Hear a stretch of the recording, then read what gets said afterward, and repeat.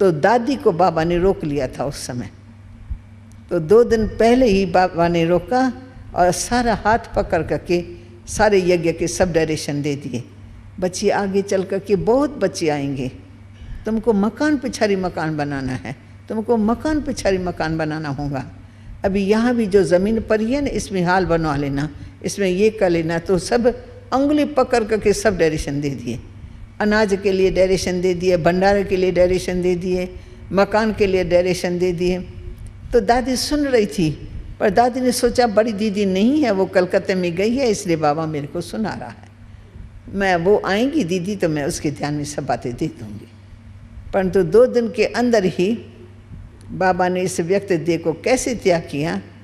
तो जब 18 जनवरी आता है सुबह को, उस दिन बाबा बिल्कुल मौन में रहा और अपने सूक्ष्म कर्म भोग को थोड़ा अंत तक खांसी बाबा की रही है, परंतु उस खांसी के लिए बाबा कहते हैं ये अंत तक मेरे साथ रहेंगे, ये लास्ट मेरा कर्म भोग ऐसे चुक्त होगा। तो लास्ट में बाबा बिल्कुल साइलेंस में रहा, क्लास में वाणी नहीं चलाई, दृष्टि सबको दी।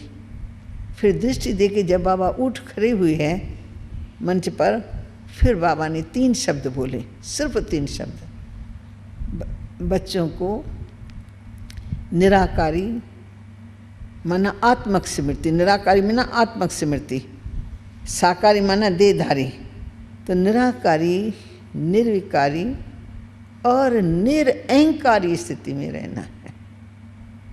अच्छा, मीठे मीठे बाबा रोज़ ऐसे एड्रेस करते थे, मीठे मीठे सिक्के दे बच्चों को।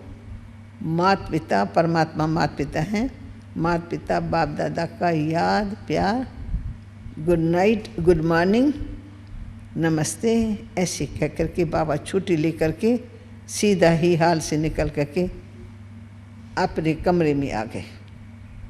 और कमरे में भी सारा दिन बाबा साइलेंस में रहे। बच्चों के बहुत पत्र आए थे, शनिचर का दिन था, बाबा ने उसी दिन उन सब पत्रों का उत्तर दे दिया। वो शरीर छोड़ने के से पहले निकल चुके हैं पत्र, उन लोगों को बाद में मिले हैं। तो रात शनिचर की रात सब बाबा ने सब जितने भी पत्र आए थे उनके उत्तर दे दिए। फिर रात्रि का समय हुआ तो बाबा ने स्पेशल दादी को बोला कि बच्ची आज बाबा ने वाणी नहीं चलाई है क्लास में, तो सभी बच्चों का आवाज़ आ रहा है, कानों में गूंज रहा है, बुला रहे हैं बाबा को। तो बच्ची सबको खाना खिला के क्लास में बिठाओ, बाबा के सबसे मिलते हैं। फिर उस दिनचर्या में पहला ही फर्क पड़ा, हमेशा 9 बजे क्लास होता है रात का, उसी दिन 8:30 बजे भी क्लास पूरा हो गया, क्योंकि बाबा ने पहले ही भोजन खिला करके इकट्ठा करके, और बाबा आधा घंटा सबके बीच में आए। फिर सबको हर प्रकार की शिक्षा दी। जैसे पिता कहाँ जाता है ना, तो बच्चों को सब समझा के जाता है, ऐसी लॉस समझानी इस प्रकार की थी। फिर समझा के शिक्षा दे के फिर बाबा ऐसे करके जाता है, अच्छा मीठे मीठे सिक्के दे बच्चों को माता पिता बाप दादा का याद प्यार, गुड नाइट, नमस्ते। अच्छा, बाबा बच्चों से विदाई लेते हैं। ऐसे कह करके बाबा यहाँ से मंच से नीचे उतर करके ना कमरे की तरफ जाने लगे। उस समय जो कहा अच्छा बाबा बच्चों से विदाई लेते हैं, तो हम बच्चों ने ये नहीं सोचा कि ये कोई फाइनल विदाई ले रहा है, भाई बाबा क्लास से जा रहे हैं, ऐसे अनायास बाबा के मुख से निकला है कि अच्छा बाबा बच्चों से विदाई लेते हैं।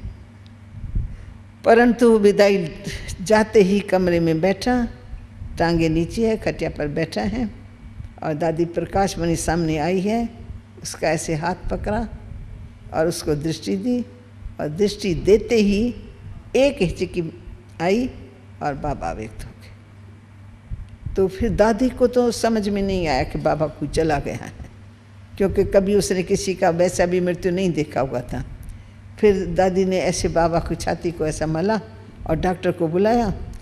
हाथ दादी का बाबा का ढीला हो गया, उससे समझा बाबा को कुछ हुआ है। फिर डॉक्टर को बुलाया, डॉक्टर ने सारा चेक करके डॉक्टर ने डिक्लेयर किया कि बाबा अव्यक्त हो गए।